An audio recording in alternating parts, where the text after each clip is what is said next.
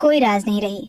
वो चेहरा जो अब तक अंधेरे में रहकर इंसाफ का उजाला फैलाता रहा, आखिरकार बेनकाब हो चुका है। लेकिन सबसे चौंकाने वाला खुलासा यह है कि रानी की सच्चाई उजागर करने वाली कोई और नहीं बल्कि उसकी अपनी बहन जैसी अनीशा है, जिसे रानी ने हमेशा अपने परिवार से भी बढ़कर माना था। ये धमाकेदार जानकारी अब पुलिस के पास पहुंच चुकी है और रानी फंस गई है ऐसे गहरे जाल में जहां से निकलने का कोई रास्ता नजर नहीं आता। सीरियल पॉकेट में आसमान की कहानी अब उस मुकाम पर है जहां हर किरदार का असली चेहरा, उसकी नीयत और उसका अतीत सामने आने वाला है, और वो भी ऐसे रहस्यों के साथ जो रोंगटे खड़े कर देंगे। रानी ने एक बार फिर ओढ़ लिया है अपना तेजस्वी और रहस्यमयी रूप मास्क मैन का।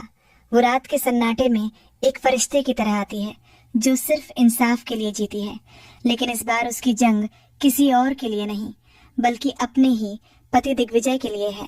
दिग्विजय पर देशद्रोह और भ्रष्टाचार जैसे संगीन आरोप लगे हैं और रानी को इस बात का अंदाजा तक नहीं कि यह जंग उसे खुद के ही परिवार से जुदा कर देगी। अनीशा, जिसने कभी रानी पर अंधा विश्वास था, अब उसका सबसे बड़ा दुश्मन बन चुकी है। उसने सिर्फ पुलिस को नहीं बल्कि मीडिया को भी एक गुमनाम वीडियो भेजा है जिसमें मास्क मैन को एक बच्ची को अगवा करते हुए दिखाया गया है, और वो बच्ची कोई और नहीं बल्कि रानी और दिग्विजय की बेटी आरोही है। लेकिन सच्चाई इससे भी ज्यादा पेचीदा है। सीसीटीवी फुटेज से यह सामने आता है कि वीडियो में मास्क मैन बनी रानी नहीं थी। तो फिर सवाल उठता है, वो कौन था? सच सामने आता है जैसे बिजली का कड़कता हुआ झटका। आरोही, जो अब किशोरावस्था में है, खुद बन चुकी है मास्क मैन। रानी को यह बात तब पता चलती है जब वह आरोही के कमरे में मास्क, हथियार और खून से सनी एक डायरी पाती है।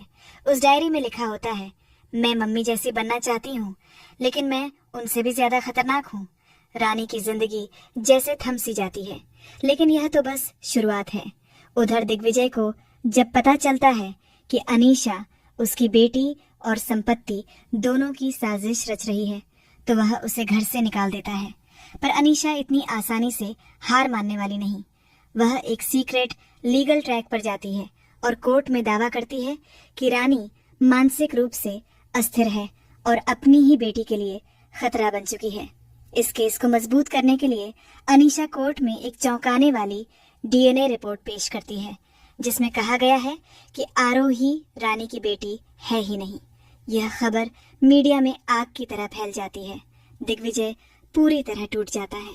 रानी खुद पर, अपनी मां होने की पहचान पर और अपने वजूद पर उठते सवालों से घिर जाती है। इसी दौरान रानी को एक पुराना खत मिलता है जो उसके पिता ने मरने से पहले लिखा था। इस खत में छुपा है एक और बड़ा राज। अनीशा रानी की सौतेली नहीं, जुड़वा बहन है। बचपन में उसे अगवा कर लिया गया था।